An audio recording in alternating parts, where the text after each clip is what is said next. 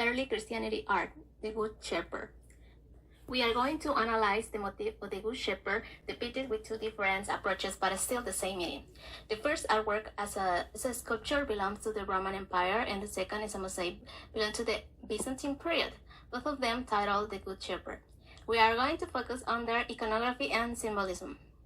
As we can see, this is a sculpture that belongs to the Roman Empire. It is dated from 300 to 350 CE, made of marble, and currently it is located in the Museo Pio Cristiano Vaticano in Rome. The motif of the Good Shepherd was depicted on frescoes, sarcophagus, and funerary slab. Its origin, however, goes back to prototype found in archaic Greek sculpture. A cow, calf, or ram on the shoulder of a man is found in works that were created several hundred years before the coming of Christ. Roman copies are also known. The subject of the Greek ram beater represents an animal that is being carried to the place where it will be sacrificed. This pre-Christian imagery was adapted and used by Christians, not as a sheep or a goat being carried to the place of sacrifice, but rather to depict Christ as a good shepherd. It is important to mention that the depiction of non-Christian art in that time was not intended to symbolize Christ's role and the good shepherd. Instead, in the beginning, the representation of animals just showed pastoral scenes of daily life. Most of these themes in those artworks were to emphasize the importance of agriculture and animal husbandry for the community's subsistence. So, what role did sheep play? Sheep were used for a range of products including meat, milk, and wool. However, this breed was raised primarily for milk. Even though there is no evidence that this sculpture was made for Christian purpose, there are artworks that imply that took inspiration from. As we can see in these two important sculptures belong to the Greek period, there is clearly similarities to the Good Shepherd of the Roman Empire. With this information in mind, we can now analyze the iconography. The first painting intended for Christian purpose was found in catacombs in the 3rd century, as we can see in this example. This is a fresco found in the catacomb of Priscilla on the Via Salaria in Rome. It dates back to a time when decorated burials were very popular. The fresco reminds us that at a time, Christianity was still worshipped in secret. The motif of the Good Shepherd became very popular in the Christian religion, and it is a fundamental symbol of the church. According to a Bible passage from chapter 10 of John's Gospel and the parable of the lost sheep, Jesus proclaimed himself as a good shepherd. Christ says, "I am the good shepherd. The good shepherd laid down his life for the sheep. I know my own, and my own knows me, just as the Father knows me, and I know the Father."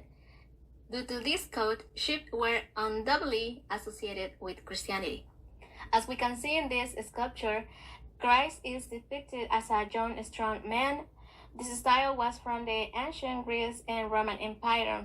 Christianity depicts Christ as a humble person taking care of poor people.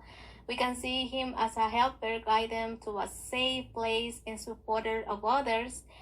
He was seen as a teacher, proclaiming a new doctrine and spreading all over the region. His pose is asymmetrical. It is a contraposed stance. It is a characteristic feature of Greek sculpture. The detailed folding cloth from Greeks and Roman also. It is 39 inches in height and is a freestanding sculpture. Now let's see the symbolisms adopted by Christianity. It depicted Christ's artwork because of the weight of sheep. This deliberate portrait mirrors the weight of Christ's sacrifice on the cross. It is an act of mercy and tenderness. It represents help in finding a way to be saved, a metaphor of Christ's compassion for the lost and vulnerable. Now let's compare with our second artwork, which it is a mosaic from the Byzantine period. It is also titled The Good Shepherd. It is located over one of the entrances in the Museum of Galla Placidia in Ravenna, Italy. It was from the 4th century.